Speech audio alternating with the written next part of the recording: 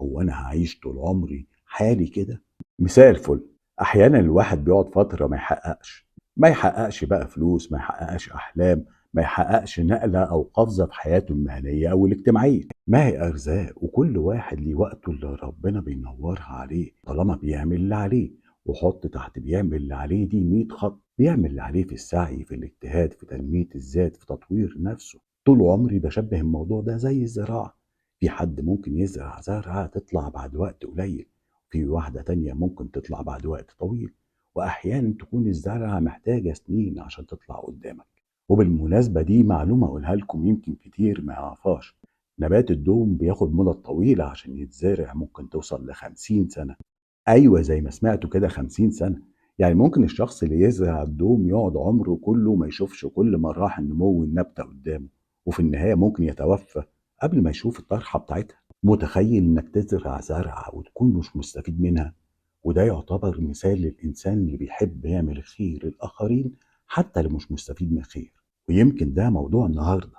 أحيانا بعض الناس لما بيتأخر عليهم الرزق شوية، أو إن هو يمر بظروف صعبة، تلاقيه يبتدي بقى يتذمر ويقول اشمعنى أنا، ويقول لك أنا صاحبي فلان عمل عمارة وصاحبي فلان قاعد في فيلا، الناس كلها بتتجوز وأنا يا دوب خاطب بالعافية، وفلانة جابت عربية ازاي، وفلانة بتسافر فين، وجو من ده. ويقول لك انا مالي حالي كده. انا مش بقول ان ده انسان شرير، لكن بقول ان ده بيحصل.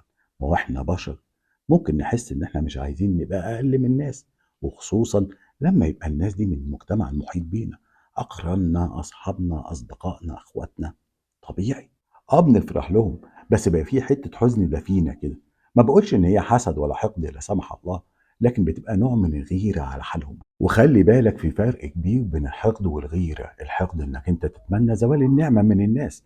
الغيرة ممكن تكون ايجابية، ممكن اكون عايز ابقى زي فلان، بس المهم تفضل محتفظ بانك انت تبقى مبسوط بحالك.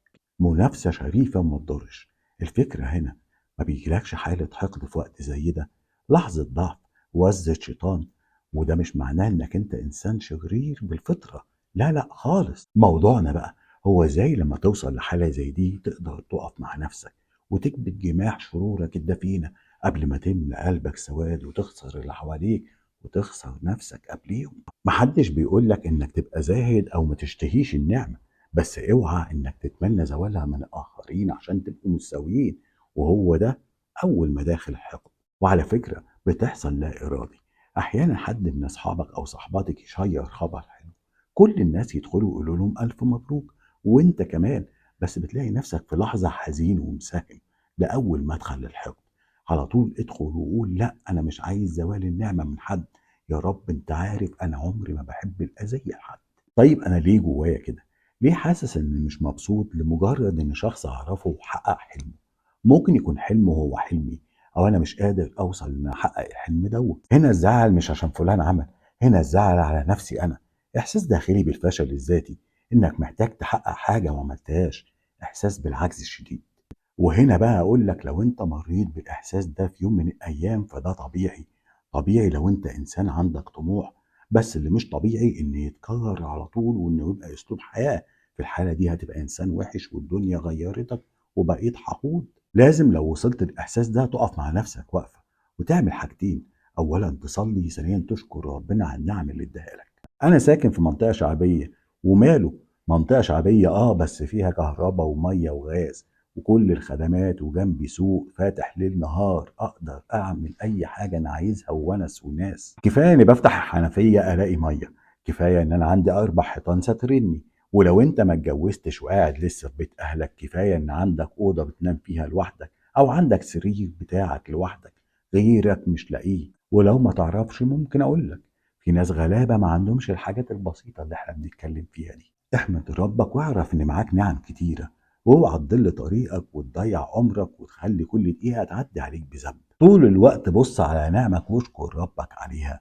النعم دي ممكن تبقى أموال، أملاك، ستر، صحة، أولاد، أصحاب، عزوة، أو طول الوقت هتقعد تعد ومش هتعرف تعد، لأن نعم الله لا تعد ولا تحصى. وأخيرا احمد ربنا على اللي عندك، علشان النعمة ما تزولش من بين ايديك.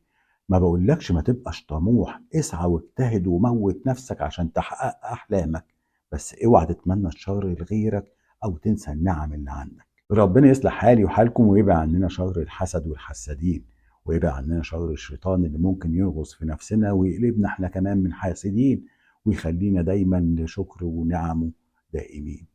سلام عليكم. تمسوا بالعافية.